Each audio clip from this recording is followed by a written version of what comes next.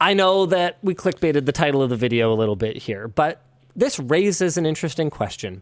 Should I have a CEO? I know Susan is not my CEO. She's CEO of the company that makes the platform that I predominantly rely on. Should I have a CEO? Over the last 6 months, I've seen people call for me to step down many times, but what would that look like? Dan, feel free to pitch in, chat. Let's hear. Yes. Okay. Get out. Okay, what would that look like? Right now, it's the end of you and me? Yeah. Okay. I'm CEO now. It's too late. Look at me. And I'm the captain now. For you to be gone. I think focusing on being talent and being the head writer. And creative. So focusing on creative. Being creative. Unless you don't want to be here anymore. Because he does more stuff. He enjoys doing more stuff than just hosting. Yeah. If exactly. I can speak for you. But it's mostly creative stuff. Yeah? Yeah, I mean, it's mostly creative. I also find creative its own kind of draining and frustrating sometimes. It's like... everything can be draining and frustrating. It's a treadmill. You do it a lot. Yeah. It's a treadmill. Like you're running, and back to the YouTube platform and just how frustrating the lack of transparency can be. I don't know if I talked about this on the show at all, but I think I was talking to you about this where a few weeks ago we had this spike in viewership, and I can tell what's happening. I look at these numbers every day, and it's do I look at it as analytically as a data scientist might? No, probably not. But I've looked at them so much and for so long that I can feel it. I go, okay, they started serving our back catalog. Something changed. Yeah, well, I know what it is. Because we'll get a 20% uplift in views, but a 40% uplift in new subscribers. And so I can tell they're actually feeding it to new people, and they're feeding it heavily out of the back catalog. And I can see that because I'll look at things like real-time views over the last 60 minutes, and half of those videos weren't uploaded in the last week. It's just serving things. And so I'll email my YouTube rep and be like, hey, not complaining, but how did we do this, and how do we do it more? Well, I don't know. Okay, a week and a half later or something like that, 2 weeks later, now it's like there's a parachute behind us as we're running. Every video, yesterday's video is a perfect example. It started out as the best performing out of our last 10 and just has made its way down the rankings. Almost everything that we released in the maybe week and a half before that was in the bottom 3 out of our last 10. There's this ranking system where each video is rated based on how it's performing from when it was launched compared to the last 10. And remember for a while there when YouTube was just suggesting old, genuinely broken copies of WAN Show to everybody as much as it could? That was a weird... Didn't understand that one. What I'm saying is those versions of WAN Show were so old that whatever system YouTube had them on, the video file was actually broken. Yeah, the playback didn't work properly. And it was well, we got to send this to everybody. It was very, very odd. Yeah, so then I message again. I go, hey, I swear to you, I didn't do anything differently. We are probably one of the most consistent channels on the entire platform. You could look at maybe someone like A Good Mythical Morning as a similar example of having a regular upload schedule, and I would say fairly consistent level of quality in the content, to the point where if I am seeing wild swings in overall viewership, it's not because I uploaded a different number of videos. Yeah. It's usually not because we completely screwed up the subject matter or got to be YouTube geniuses all of a sudden somehow. It's usually because something is going on, and I've just noticed some really, really wild swings. So back to the point that I was trying to make, as a creative, that can be really frustrating. Just throwing things out there and kind of going, will anyone get served this? I don't know. I sure hope so. Yeah, so I don't know. Would it look like... So what... Oh, this is a fun conversation topic. What's a CEO thing that you think someone could do better? Oh. Yeah. Yeah, let's go. I was going to meme about if you promoted Colton as CEO, he could fire you. That'd be fun. That'd be an interesting change of pace. Thank you. What CEO stuff could someone else do better? I think there's a number of things where you're just tired of doing them after having done them for a while, so you just don't. So there might be some stuff that could now be done that just wasn't done in the past. That could be a benefit. I don't know. What do you think? You can tell Luke's afraid to tell me. I'm afraid to yeah, tell you? I'm just. Oh, okay. I was like, what? Damage control. I'm not damage controlling. I'm not damage controlling. I don't know. Chat says they wish someone could do PR better than me. You don't want that. Yeah, but I'm gonna pull that guy from Blizzard who was like, you think you do, but you don't. And then I'm gonna show Blizzard as an example here. And I've done this on WAN Show a bunch. You don't actually want that, and I am certain of this. And the reason why I'm certain of this is because of also Blizzard. Blizzard does this thing where they have BlizzCon, right? And they put actual developers on stage. Blizzard does a bunch of stuff that I really deeply hate. Them putting actual developers on stage at BlizzCon is not one of them. It's very cool. What that sometimes leads to is developers saying really stupid things that they shouldn't say on stage. Very PR, not friendly things. Yeah. Sometimes they'll say, when people were complaining about Diablo Immortal not being on PC, and the guy responds, "What? You don't have phones?" Like, yeah, that was not good, and that didn't go very well long term. When people were good asking, for me. It was funny. no, it was hilarious for us, but like it wasn't. Like I wasn't gonna play it anyway. I'm sure. Yeah, me neither. I'm sure the PR people were unhappy about that. When the guy said about WoW Classic, the same thing that I just said, you think you do, but you don't, that didn't go well for the company. If there was a PR person in that situation, they wouldn't have said that. But they also wouldn't have said a ton of other things that you now get to know about what's going on at that company because they're PR people and their main concern is not creating problems for the company, not... Well, it's not creating problems for themselves because they're the ones who have to deal with it. Yeah. So if they want their job to be easy, they're going to tell you as little as possible. Yeah. So, actually, I wonder how many times Luke has retold this story. It's been a lot because people have this take consistently. And Linus will say some dumb stuff on WAN Show. So will I. It's happened. It'll happen again. It's going to happen again. Whatever. But as much as that can maybe be annoying from time to every now and then, especially when we have these 4-hour WAN shows, we say a lot of stuff. We're going to say some stuff that's not right, okay? I understand that. I understand there's negatives to it. But as an audience, I guarantee you it is better to not have a PR layer there. It will be worse. It will be less interesting. It will be less engaging.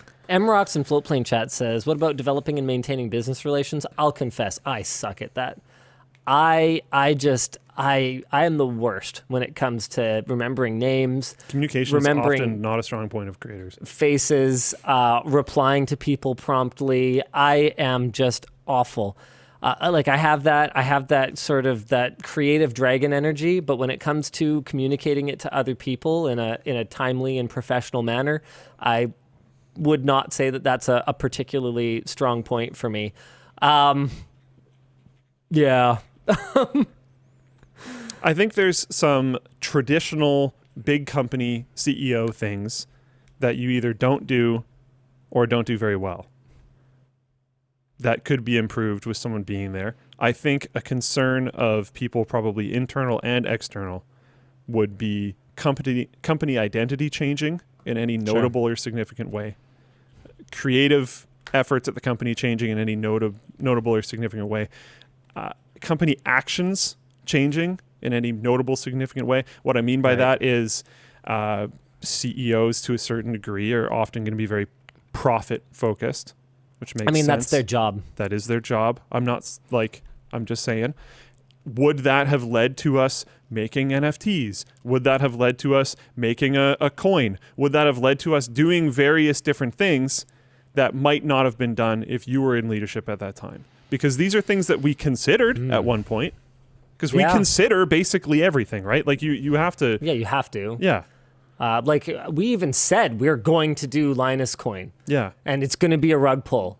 but like you guys will be in on it. Don't worry. Ha ha ha ha ha. And then we just like never did And it. we decided not to. Yeah, because it was stupid. Yeah. But like, We could have made a lot of money. yeah, we probably could have.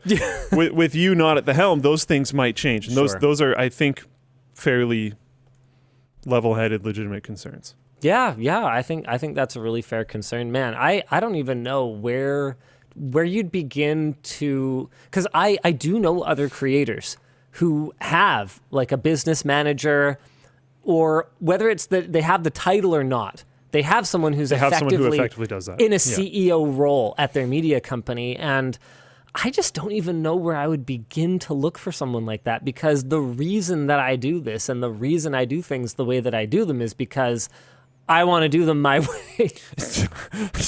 It would, yeah.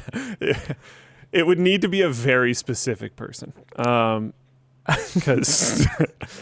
I can be a bit of a control freak. I'm just saying what you're all thinking. I would like to think that is not necessarily in a bad way, though. and I think it might be an understatement. Control freak is a pretty strong term, sir. I still think it's an understatement. Okay. Control fanatic or something. I don't know. But it I don't know.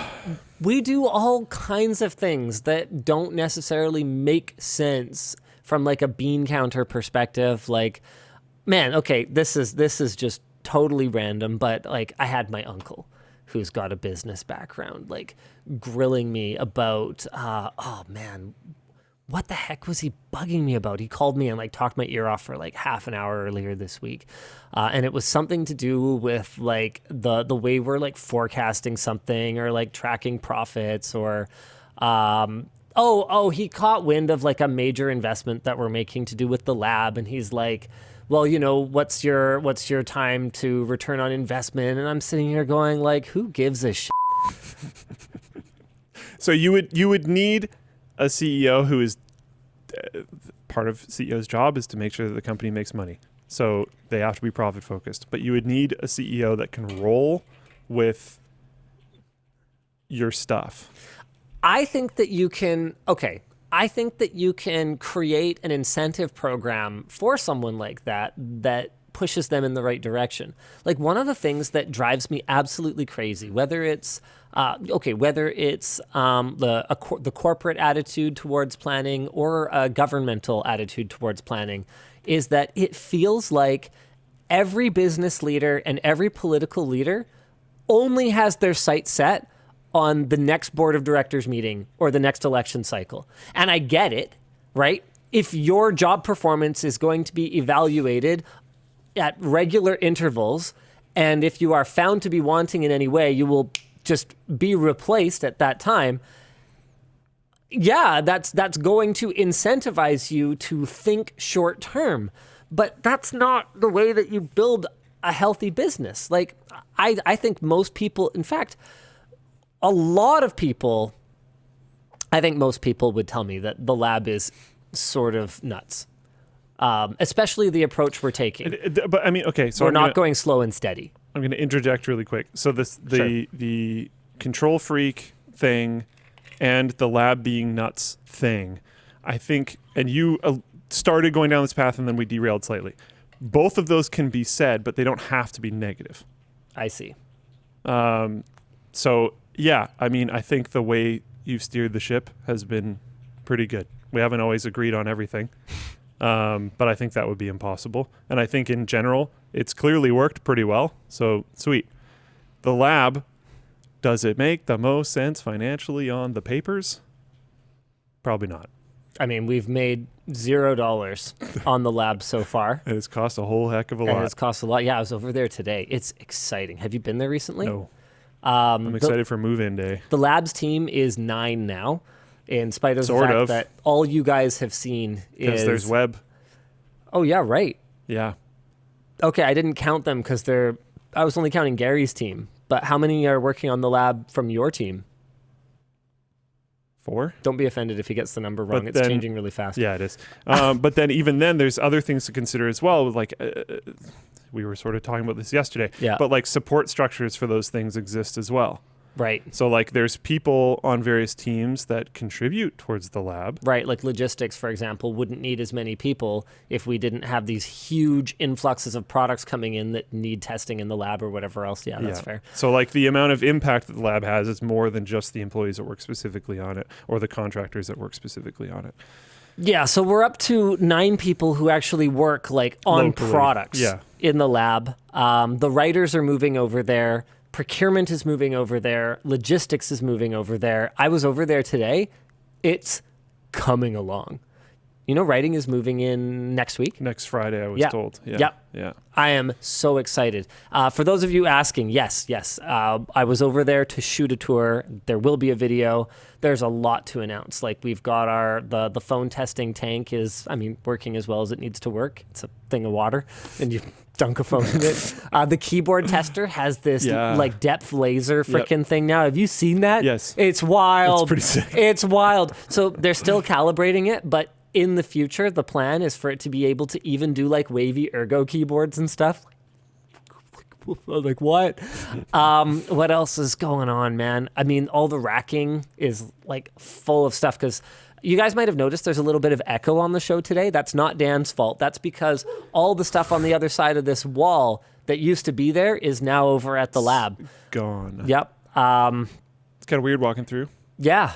A little bit. Yeah, man. Have I ever told you about that recurring nightmare that I have where I walk around this office and all the lights are off and it's like there's kind of like a thin layer of dust on everything because the company like shut down a little while ago and it's just like all the equipment's here waiting for like an auction house to come in and just like palletize it all and sell it kind of like at the NCIX auction, and it's like my last walk through before everything just gets like ripped out and nobody's here and it's dark and quiet and like No. it kind of feels like that out there right now. I know the bronze statue one, but I didn't know that one. Yeah, that's a thing.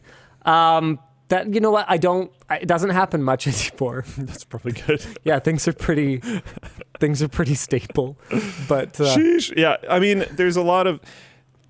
We have consistently been very successful as a company, but that it's still a lot of weight, and you have to be consistent as a leader and stuff. So you're carrying a lot of things on your shoulder, and you have all these fears. And I think it's. I don't know if I can say having nightmares is healthy, but having fears about something not working is a healthy thing, in my opinion. Well, yeah, otherwise you could end up just collapsing under your own hubris, right? Yeah. Like, even stuff like You should be concerned. Like I have more business-oriented friends and acquaintances, to whom I spoke at length about, things like the screwdriver in the backpack.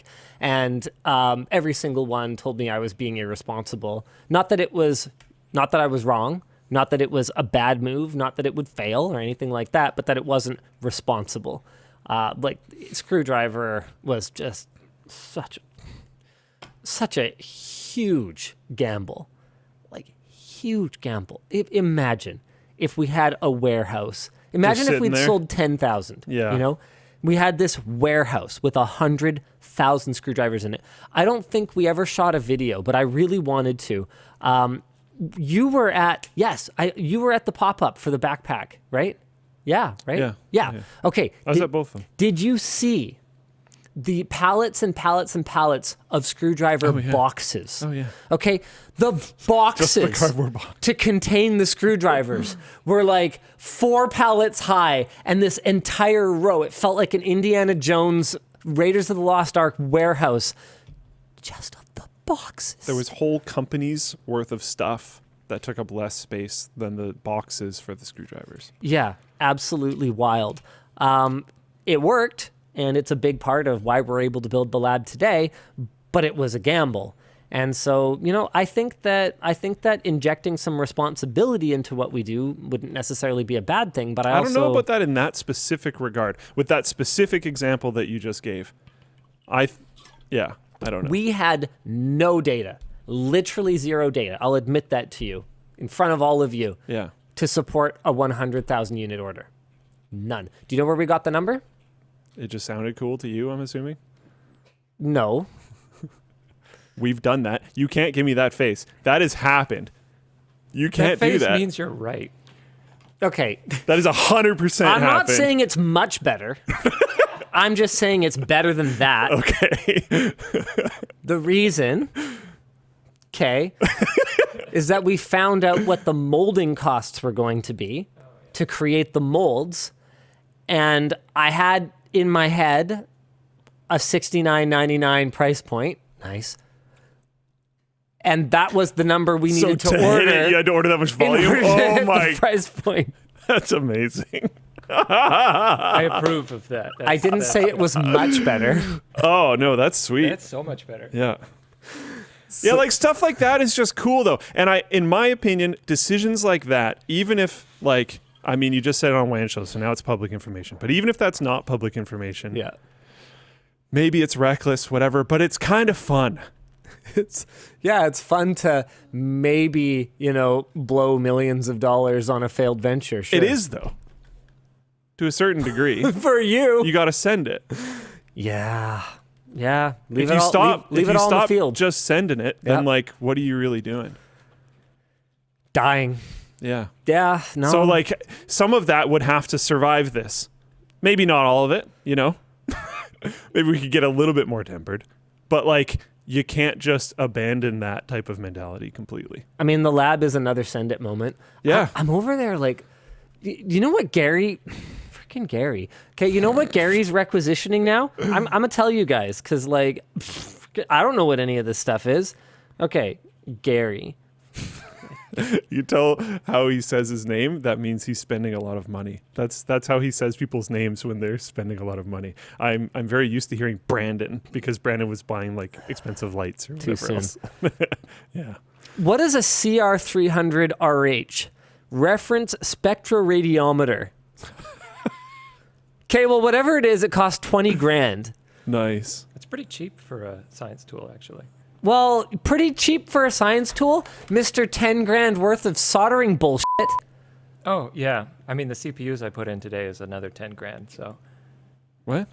for the computer. Okay, right. So that's another thing. This freaking guy, do you know what he built for the WAN? Okay, the way that people spec things and the way that they like spend money is very different when it is just like, I don't know, it's like corporate money. We can just write it off. No. Let me defend myself here. Do you know what he put in the WAN show PC? It's all we had. No, it is not. No, you can defend yourself when I'm done attacking you. Okay, I'm into this. Do you know what he put in the WAN show PC? I heard ECC memory. Okay. Do you remember 7 gamers, 1 CPU? Yeah.